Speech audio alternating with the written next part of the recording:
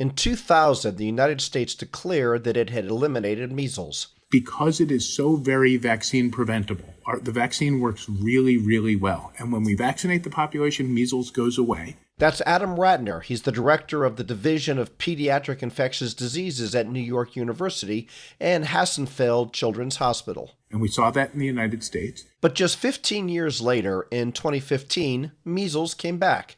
And every year since then, we have seen pockets of cases across the country. In all of last year, there were a total of 58 reported cases of measles in this country. But just 3 months into this year, there have already been 41 cases across 16 states. According to data provided by the Center for Disease Control, the 2024 outbreak of measles has already surpassed all of the cases of 2023. The reason it keeps me up at night, the thing that distinguishes measles from most other diseases out there, is that it is the most contagious disease that we know. It spreads with unbelievable efficiency in a non-immune or a partially immune population. Unlike other viruses we're all familiar with, like the flu or COVID, measles is much harder to stop because it spreads like wildfire. The estimate is that in a totally non-immune population, someone with measles can infect about 90% of the people around them, and that the average person in a population like that will affect somewhere around 14 additional people, which you can imagine if you were looking at a graph, that's a recipe for exponential spread. So why is measles back on the rise?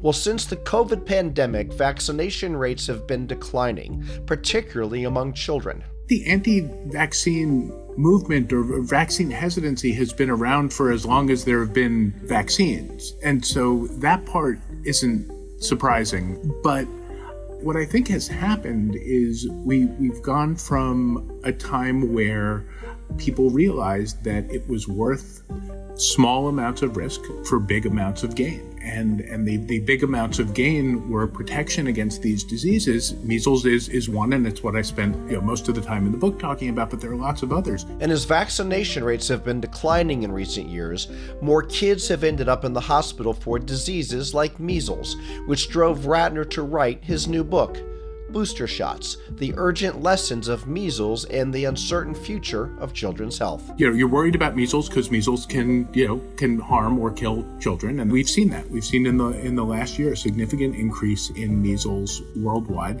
about 100,000 deaths worldwide from measles, mostly in children. And if these trends continue, we could see preventable diseases making a deadly comeback. A part of me, the pediatrician part of me, still finds it mind-boggling that we're in the situation that we're in right now. Kids don't die of lots of things that they used to die from. Death in childhood is much less common now than it used to be, and that's in large part, but not exclusively, due to vaccination. And the thing that I want to communicate is that those gains aren't guaranteed. We're still at risk. We're at risk of backsliding if we're not careful about things like vaccine rates and vaccine confidence. And so the measles story is worth telling and worth thinking about, not in spite of the fact that we have a vaccine to prevent it, but because we have a vaccine to prevent it. Because we have that, it shows us the holes in our systems. From the University of Chicago Podcast Network, welcome to Big Brains, the show where we explore the groundbreaking research and discoveries that are transforming our world. I'm your host, Paul Rand. Join me as we meet the minds behind the breakthroughs. On today's episode, why the future of children's health is at risk and how we can restore confidence in vaccines.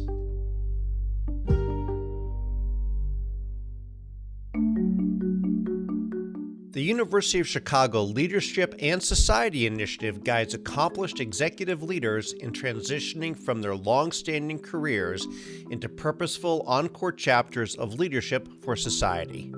The initiative is currently accepting candidates for its second cohort of fellows. Your next chapter matters, for you and for society. Learn more about this unique fellowship experience at leadforsociety.uchicago.edu.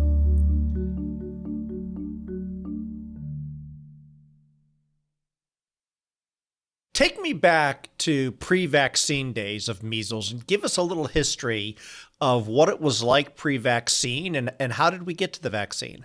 essentially every child got measles at some point during childhood. And for the vast majority of them, especially in a wealthy country like the United States, and especially within wealthy subpopulations within the United States, they'd be sick for a week, they'd have a rash, they wouldn't feel well, and then they'd get better and it was fine.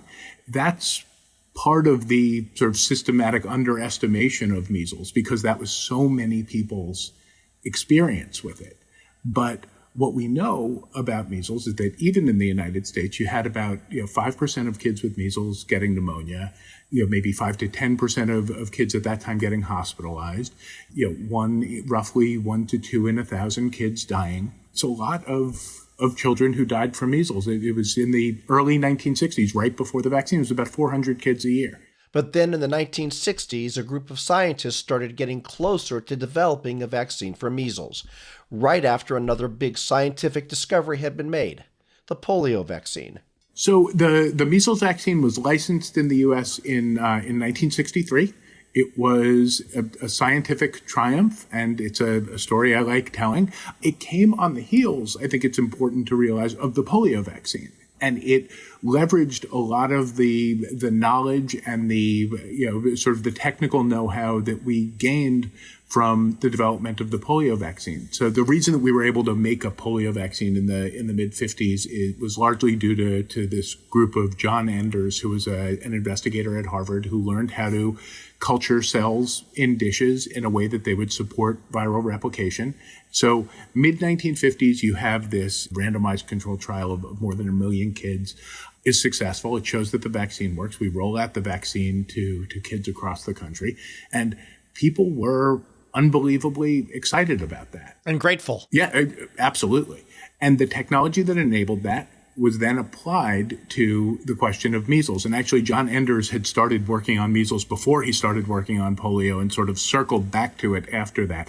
And Enders' lab was the place where the measles vaccine was developed and where the first testing was done. Well, we like to think that this vaccine resistance is a newer phenomena, post-COVID, political world we're living in. But the fact is, even when the vaccine came out, and I guess there was a live vaccine and then an inactivated vaccine, there was a lot of confusion, if that's the right word, over what to do. And arguably that could have started some of this early skepticism.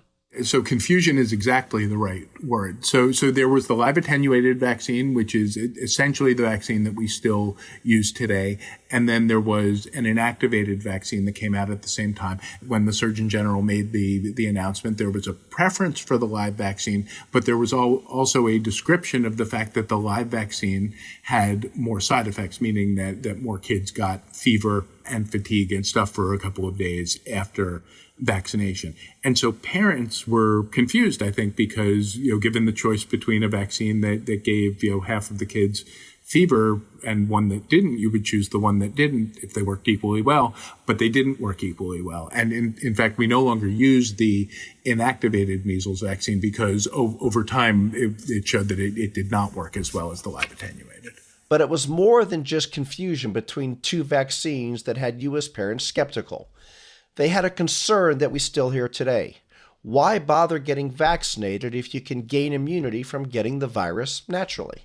Measles can be clinically not so bad. Kids don't feel terrible and they get a rash and they get better. And so there was this dichotomy in how people experienced measles prior to the vaccine, where for wealthy people in wealthy countries, it was a childhood rite of passage. And you hear that even in the language, like the word measly means like something small or insignificant. And that's sort of how people thought of it. But that wasn't the case for every kid, especially in poorer communities with limited access to health care. And then you have these more severe cases. And often that manifests as pneumonia. And that can be pneumonia either due just to measles virus, or often we see bacterial infections that come on top of measles and can cause pneumonia and sepsis if it disseminates. And internationally, especially in low and middle income countries, it was a much worse burden because measles thrives where it's crowded, where there's poverty, where there's malnutrition.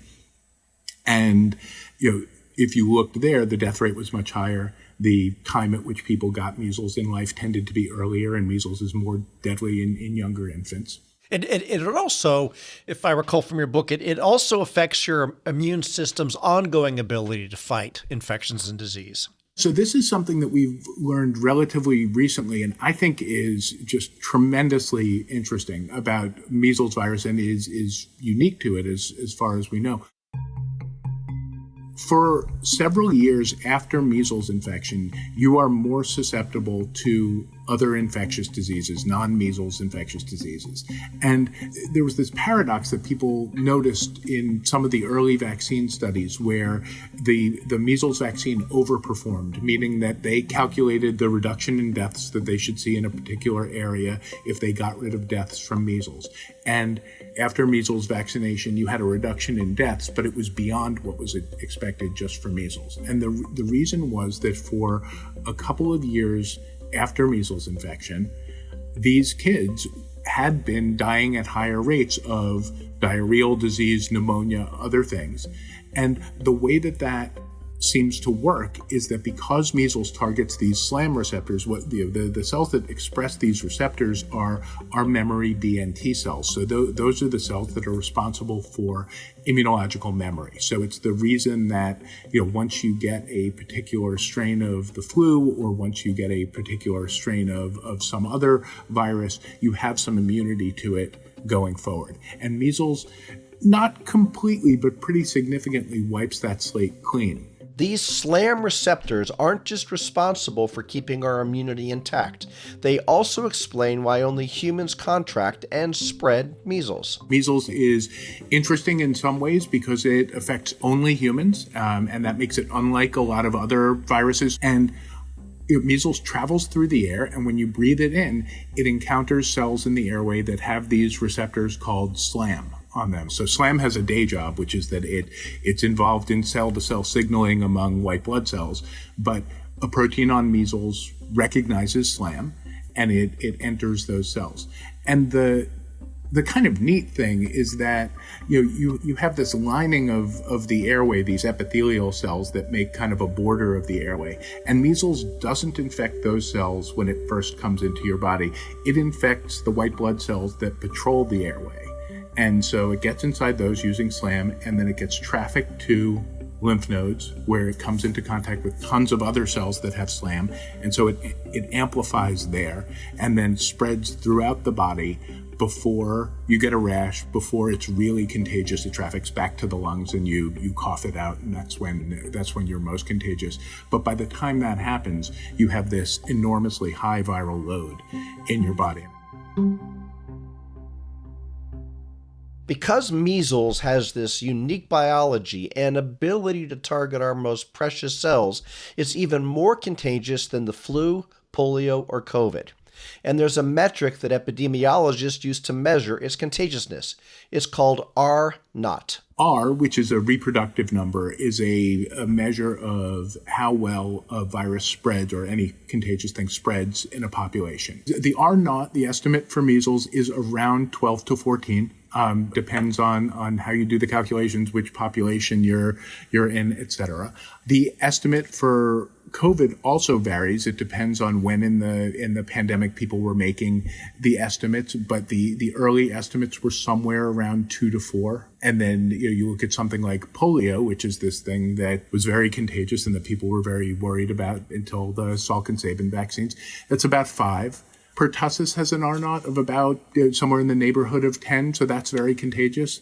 But measles really is the king. The development of the measles vaccine was a huge breakthrough for public health. But scientists quickly realized they could bundle up the measles vaccine with other vaccines from mumps and rubella.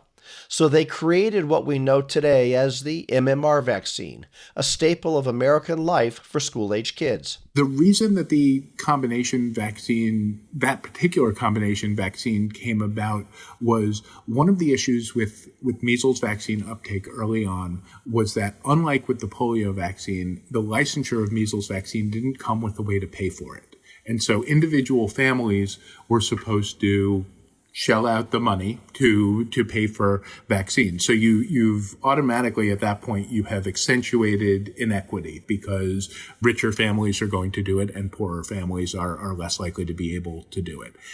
There was then some more governmental support for measles vaccine, which is great. It got bundled into some of the same programs along with polio vaccine. And then in the late 60s, there was a vaccine for rubella licensed, and that was really important. We had a big rubella outbreak in the United States in the years prior to that. And then for many places in the U.S., there was sort of a choice. Are we going to funnel money away from the measles vaccine and into providing support for the rubella vaccine? It wasn't just something where it was going to get added on. And measles vaccination rates started to drop again because places made that choice. And the idea was, A, it also cuts down on the number of shots that an individual kid needs, but B, bundling these things together makes it so that you don't have these competing priorities. The MMR vaccine became part of the U.S. vaccine schedule in 1971, and today the MMR vaccine is required if you send your kids to school in the majority of schools across the U.S. But now schools are faced with a growing problem: parents who are choosing not to vaccinate their kids against standard diseases. Ratner explains why vaccine hesitancy is growing and what we can do to reverse it. That's after the break. If you're enjoying the discussions that we're having on this program, there's another University of Chicago podcast network show that you should check out. It's called The Pie. Economists are always talking about the pie, how it grows and shrinks, how it's sliced, and who gets the biggest share. Join veteran NPR host Tess Vigland as she talks with leading economists about their cutting-edge research and key events of the day. Hear how the economic pie is at the heart of issues like the aftermath of a global pandemic, jobs, energy policy, and much more.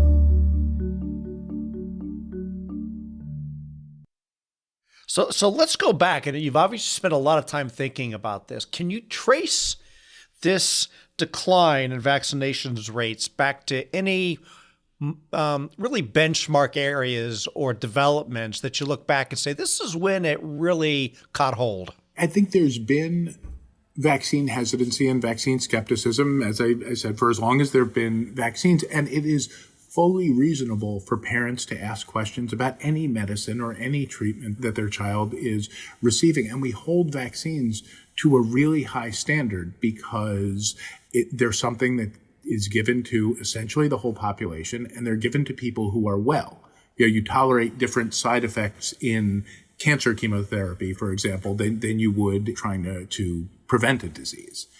So the idea that people ask questions about vaccines goes back a long way, and that is fully reasonable. I think the issue was never that people raised concerns about vaccines. There was the sort of watershed moment of the Andrew Wakefield study in the 90s, where he had a fraudulent and unethical study that purportedly linked the measles vaccine to autism. This study has been debunked in many ways, and many follow-up studies have shown no link whatsoever between any vaccine and autism, but certainly not between MMR and autism. But that concern persists. Yes, it is sticky, as some people would call it. That concern persists in part because it is a simple explanation for something that medicine in general doesn't have a simple explanation for, and that may be because there is no one simple explanation for it.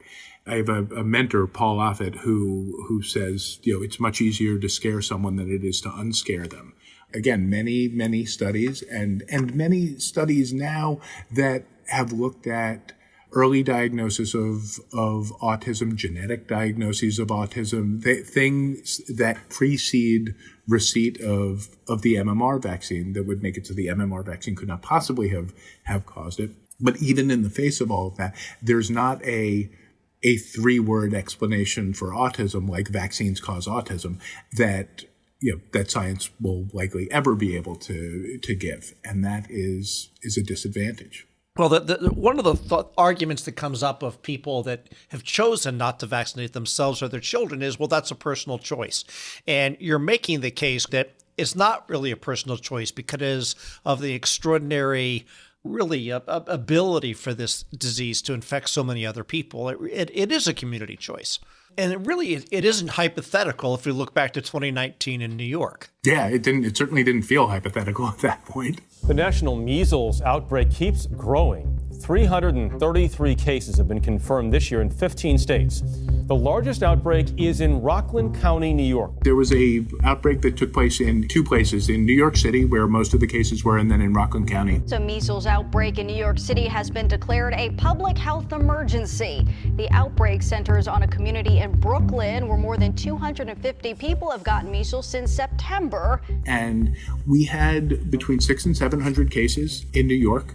The initial cases were seeded by an unvaccinated person returning from international travel, which is often how it goes. And the reason that there was sustained spread was that within a relatively cloistered community, there was a much lower rate of vaccination than we needed to prevent measles spread. Mayor Bill de Blasio has ordered mandatory vaccinations. People who don't comply could face a fine of up to $1,000. Officials are blaming the outbreak on anti-vaxxers who are spreading false information. So in the city as a whole, like if you just looked at the statistics for New York City in 2018, somewhere between 95 and 98% of kindergartners had their MMR vaccines up to date. So they were immune to measles. But the problem is that rates at the level of cities or counties or states can miss pockets of under vaccination. And so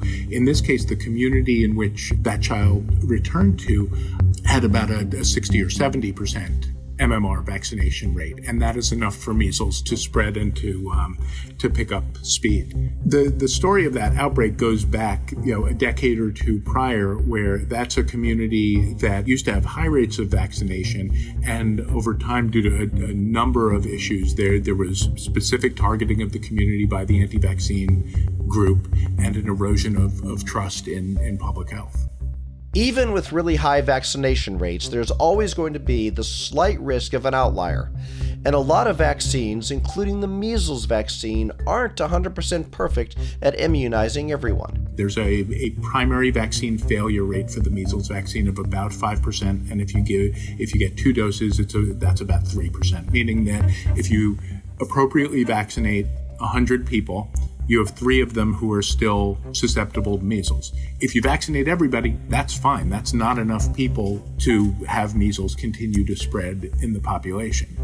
But if you have a lot of people opting out, and you have that situation where not everybody is protected, and you have people who can't get the vaccine. Like we don't give it until about a year of age, first of all, so everyone under a year is susceptible. And then you have, kids or adults who are getting chemotherapy or who've had an organ transplant or something like that. The measles vaccine is a live attenuated vaccine that we don't give to immunocompromised people. And so there's this built-in susceptible population that you can't avoid. And the way that we avoid that is by vaccinating as much of the population as we can. Okay. And there is the perception that if you've been vaccinated or you've had measles, you're likely not to get it again. But the question that really starts coming up, and I think the New York Times just ran an article recently that really talked about adults being of higher risk for developing diseases because vaccinations have gone down. So this really is, again, if somebody's being comforted by the fact, well, I've had the vaccine, that really shouldn't provide that much comfort. Yeah, I think that most people who are appropriately vaccinated have lifelong immunity against measles, and it's not 100% true for measles. Like measles immunity can wane. These outlier cases of vaccine failures or protection warning have been used as talking points by vaccine skeptics. And we saw the same talking points used about the COVID vaccine when people learned that the vaccine didn't stop you from getting infected. The messaging was not ideal for many of these things, and people gave different messages over time because things changed quickly. I think there was such relief when the initial studies of the mRNA vaccines came out, when it looked like they protect beautifully against death and hospitalization, which they do, and they provided short-term protection against acquisition of infection, which is also true and still true. I think we didn't know at that point whether people would need to be boosted. I think we didn't know the extent to which there would be variability of the virus over time. And some of it was public health people's failure to communicate those things. And some of it was that people tried to communicate those things and they weren't heard. I think that the side effect thing is maybe in a more nuanced way, also a triumph, though. The rare but significant side effects, so I'm talking about myocarditis after the mRNA vaccine or clots after the adenovirus vectored vaccine, the Johnson & Johnson. Those are real but rare side effects. Those are things that were detected in post-licensure surveillance. I think the risk-benefit still favors, certainly for the mRNA vaccine, and arguably if it were the only choice for the adenovirus vaccine as well, the risk-benefit in the middle of a pandemic would still favor getting those vaccines. Your odds of getting COVID and getting myocarditis from COVID far exceed your odds of getting myocarditis from the COVID vaccine. And I think that kind of messaging was lost. While many side effects are rare, there is still no guarantee that any vaccine is 100% safe. That's why in 1986, then President Ronald Reagan signed into law the National Vaccine Injury Compensation Program. There is no vaccine that is 100% safe. There are 1 in a million side effects from lots of vaccines, and it's a mechanism of providing compensation for those folks without the need to go through lawsuits, and it provides some measure of protection for the companies that make vaccines in order to keep companies making vaccines. And the reason for that is that there was an exodus of vaccine makers from the market after there were some cases that involved the polio vaccines of large awards in these in some of these injury cases. There are some things, though, that do raise concerns, and one of them is the fact, we always talk about a vaccine schedule. Anybody that's been a parent knows that your kids get that schedule. But some of the critics find it that the number of vaccines that kids are being required to take today has actually gone up pretty notably over the last number of years. Any parent out there, it would be impossible for them not to at least have questions about, do my kids need all these vaccines and what's the risk of getting them? How do you answer that to folks? And how do you put this in context for them when inclinations may be, I should hold off because there's questions? I think it's reasonable for parents to have questions. Parents should understand anything that we recommend for their kids. And I think that in general, parents trust pediatricians. They think that the group of doctors that has dedicated their lives or their careers to taking care of kids and helping them stay well are generally on their side. Yeah, I think we're vaccinating against important things that we didn't have vaccines for before.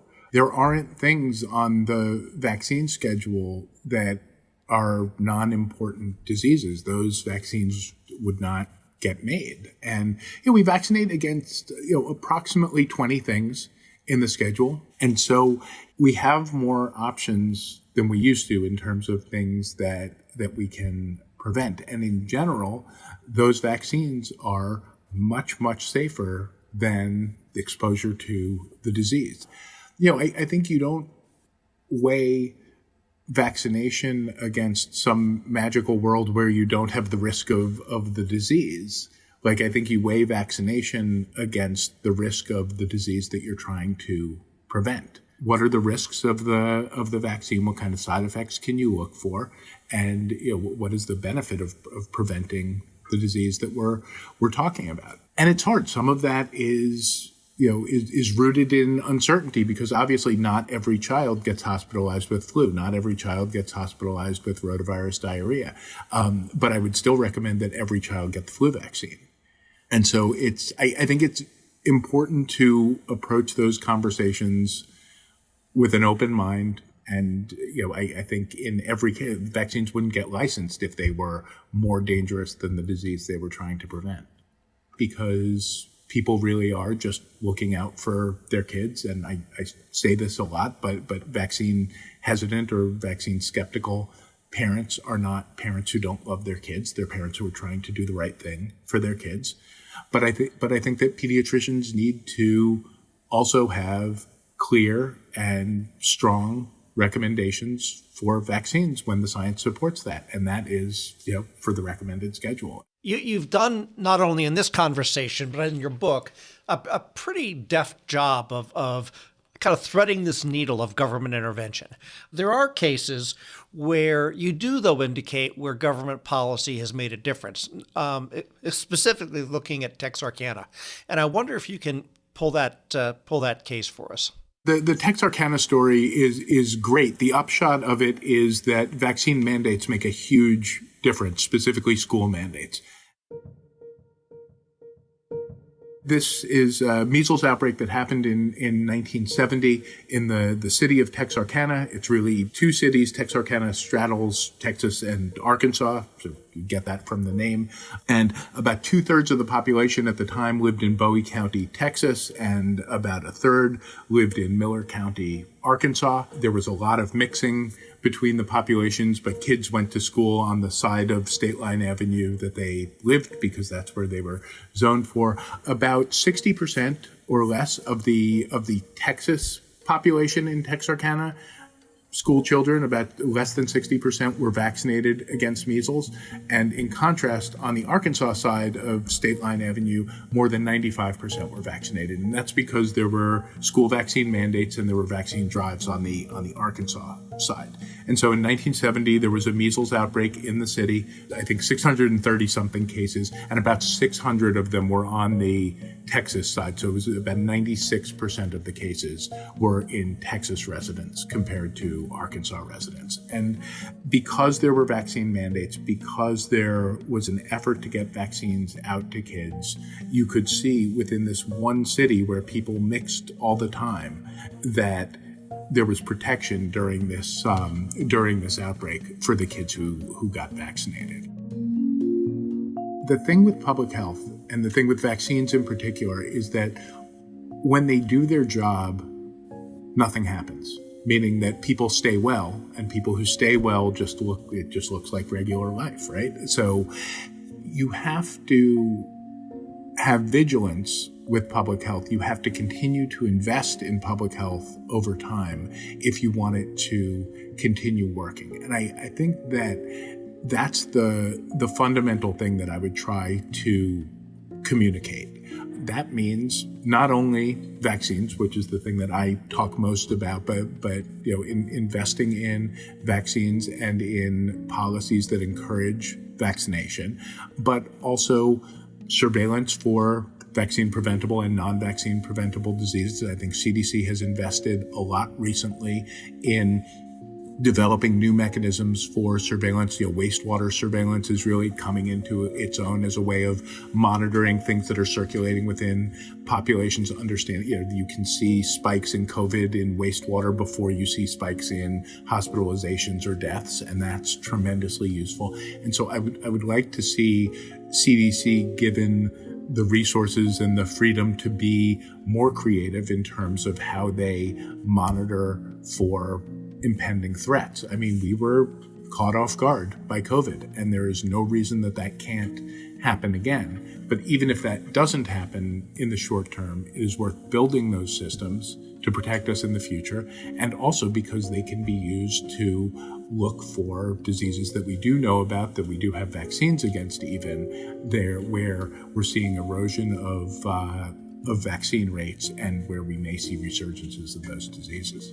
We've lost that thread. We've lost the thread both of wanting to provide personal protection to ourselves and our families and wanting to do something for the collective. And I think that piece of the conversation has really been lost, that the vaccination isn't just something we do for ourselves, it's something that we do for our communities.